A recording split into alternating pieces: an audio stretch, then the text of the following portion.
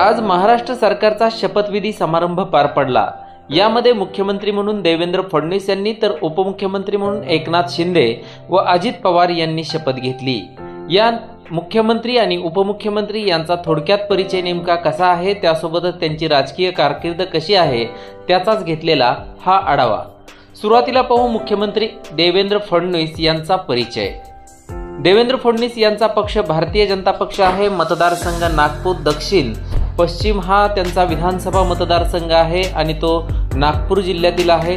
त्यांनी 1992 आणि 1997 मध्ये नागपूर महानगरपालिकेचे ते सदस्य होते, तर 1997 मध्ये त्यांना महापौर म्हणून काम करण्याची संधी मिळाली।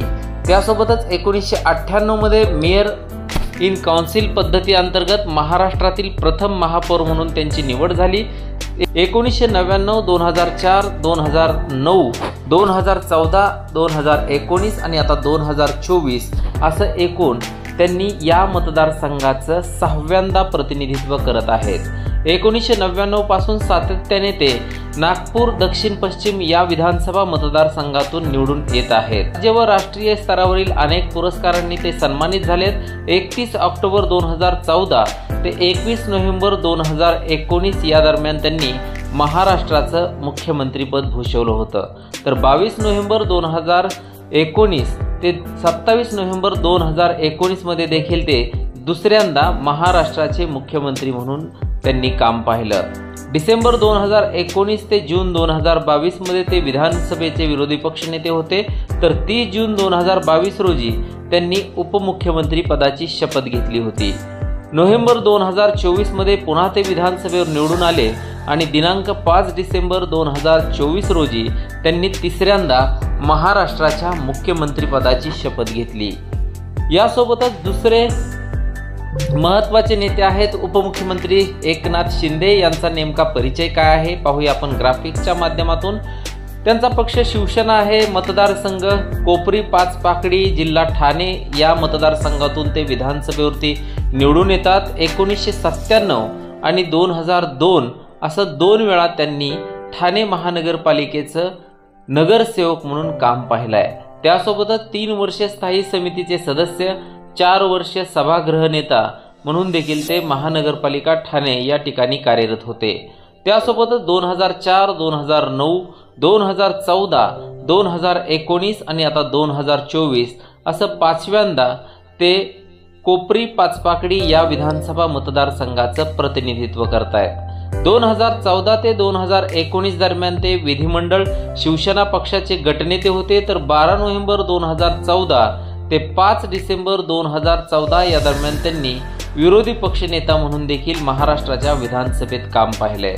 त्यासोबतच 5 डिसेंबर 2014 ते नोव्हेंबर 2019 या दरम्यान सार्वजनिक बांधकाम मंत्री म्हणून देखील ते कार्यरत होते। तसेच जानेवारी 2019 मध्ये त्यांनी सार्वजनिक आरोग्य खात्याचा कार्यभार व ठाणे जिल्ह्याचं पालकमंत्रीपद देखील भूषवलेलं आहे।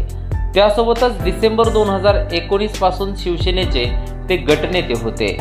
नोव्हेंबर 2019 ते 2022 दरम्यान त्यांनी नगरविकास व सार्वजनिक बांधकाम या खात्याचं मंत्री म्हणून काम पाहिलं, तर 30 जून 2022 रोजी त्यांनी मुख्यमंत्री पदाची शपथ घेतली होती व नोव्हेंबर 2024 मध्ये पुन्हा एकदा ते कोपरी पाचपाकडी या विधानसभा मतदारसंघातून निवडून आले आणि आज 5 डिसेंबर 2024 रोजी त्यांनी उपमुख्यमंत्री पदाची शपथ घेतली आहे। यासोबतच तिसरे महत्त्वाचे नेते आहेत उपमुख्यमंत्री अजित पवार यांचा परिचय पाहूया आपण ग्राफिक्सच्या माध्यमातून। त्यांचा पक्ष राष्ट्रवादी काँग्रेस पक्ष आहे। 201 या पुणे जिल्ह्यातील बारामती विधानसभा मतदारसंघाचं ते प्रतिनिधित्व करतात। 17 जून 1991 ते 18 सप्टेंबर 1991 या दरम्यान ते बारामती लोकसभा मतदारसंघाचं त्यांनी पहिल्यांदा प्रतिनिधित्व केलं, तर 1991 ते 1995 या दरम्यान बारामती विधानसभा निवडणुकीच्या पोटनिवडणुकीतून ते निवडून आले। 1995 पासून ते आजपर्यंत म्हणजेच 1995, 99, 2004, 2009, 2019, 2024 असं सातत्याने ते बारामती विधानसभा मतदारसंघाचं प्रतिनिधित्व करतायत। 28 जून 1991 नोव्हेंबर 1992 मध्ये ते महाराष्ट्रात राज्यमंत्री म्हणून त्यांनी सुरुवात केली होती। नोव्हेंबर 1992 ते फेब्रुवारी 1993 मध्ये देखील ते राज्यमंत्री होते। तर 27 ऑक्टोबर 1999 ते 25 डिसेंबर 2003 मध्ये ते मंत्री होते। त्यासोबतच 26 डिसेंबर 2003 ते 31 ऑक्टोबर 2004 मध्ये देखील ते मंत्री होते। 9 नोव्हेंबर 2004 ते 7 नोव्हेंबर 2009 मध्ये देखील ते महाराष्ट्र सरकारमध्ये मंत्री होते। 7 नोव्हेंबर 2009 ते 9 नोव्हेंबर 2010 मध्ये देखील ते मंत्री होते। तर 11 नोव्हेंबर 2010 ते सप्टेंबर 2014 या काळात देखील ते महाराष्ट्र राज्याचे उपमुख्यमंत्री होते। 22 डिसेंबर ते 27 डिसेंबर 2019 मध्ये देखील त्यांनी उपमुख्यमंत्री पदाची शपथ घेतली। तर डिसेंबर 2019 ते जून 2022 या दरम्यान देखील ते महाराष्ट्राचे उपमुख्यमंत्री होते। त्यासोबतच जुलै 2023 मध्ये त्यांनी परत एकदा उपमुख्यमंत्री पदाची शपथ घेतली आणि आज 6व्यांदा 5 डिसेंबर 2024 रोजी 6व्यांदा अजित पवार यांनी उपमुख्यमंत्री पदाची शपथ घेतली आहे। तर हे महाराष्ट्रातील मुख्यमंत्री आणि 2 उपमुख्यमंत्री यांची अशी राजकीय कारकीर्द आहे।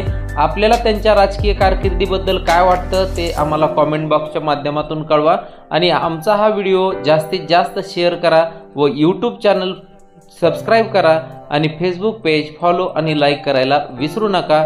याच ठिकाणी थांबतो। धन्यवाद।